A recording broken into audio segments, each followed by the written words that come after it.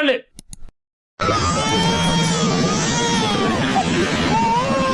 ஐயோ நடுக்கடல்ல குழந்தை விழுந்துருச்சு, ஐயோ குழந்தை உயிருக்கு போராடுது அப்படின்னு சொல்லி நீங்க பதறினா நீங்க தங்கி.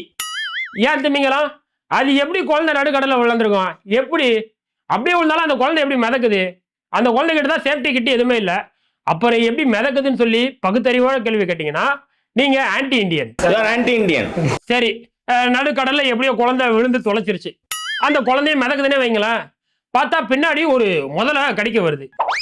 ஆமா, நடுக்கடல்ல திமிங்கலம் தானே கடிக்க வரும், முதல்ல எப்படி கடிக்க வரும்னு நினைச்சா நம்ம யாரு? Anti Indian. சரி, முதலையும் கடிக்க வருதுப்பா. இப்ப அந்த தானா மிதக்கிற குழந்தைய யாராவது காப்பாத்தின வரணும்ல. யார் வருவா? வருவார் பாரு, எங்க ஜி வருவாரு. அதுவும் டைவ் அடிச்சு வருவாரு. அதுவும் எப்படி வருவாரு? ஜெய் ஸ்ரீராம் அப்படின்னு சொல்லி குதிப்பாரு. ஜெய் ஸ்ரீராம். புரட்சி தலைவன் வந்துட்டாயா, புரட்சி தலைவன் வந்துட்டாயா. சரி, இதை எடிட் பண்ண சங்கிக்கிட்ட நான் ஒரே ஒரு வார்த்தை மட்டும் கேட்டுக்கிறேன்.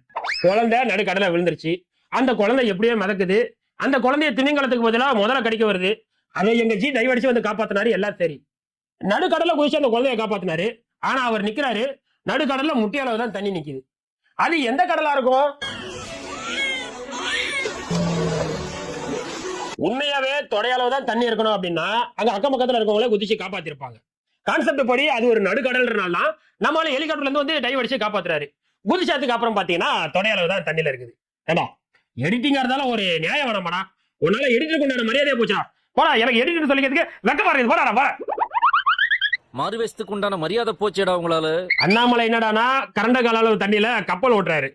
நம்ம ஜி என்னன்னா நடுக்கடல்ல முட்டி அளவு தண்ணியில டைவ் அடிக்கிறாரு. என்ன கன்றாவி இது? சரி, மீதியும் பாருங்க. இப்படி முட்டி அளவு நடுக்கடல்ல குதிச்சு டைவ் அடிச்சாரா, அதுக்கப்புறம் அந்த முதலைய மூக்குலைய குத்தி வாயை டேராக்கிச்சு மறுபடியும் வானத்துக்கே பறந்துருவாரு.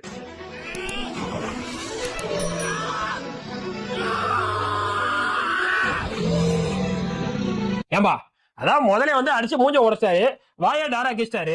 அப்படி இருந்தாலும் முதல்ல எப்படி மேல பறக்குது? நம்புற மாதிரி இல்லையே. Anti Indian. சரி, எப்படியோ காப்பாத்தி அந்த ஹெலிகாப்டர்ல ஏறிட்டாரா. இப்ப அந்த குழந்தைக்கு பால் கொடுத்து, பாட்டில் பால் தான், பாட்டில் பால் கொடுத்து அந்த தாய்கிட்ட தங்க மனசோட ஒப்படைச்சாரு எங்க தாராள மனசு ஜி. பாருங்க, இந்த மாதிரி வீடியோ எல்லாம் நம்ம தமிழ்நாட்டுல காட்டினா நம்மள வந்து ஈஸியா சிரிச்சிருவோம். ஆனா வடக்கா என்ன நினைப்பா, இன்னமா காப்பாத்துறாரா எங்க ஜின்னு சொல்லி அவனை நம்புவான். இவனுங்களை நம்ப வச்சு ஆட்சியே பிடிக்கிறானுங்க.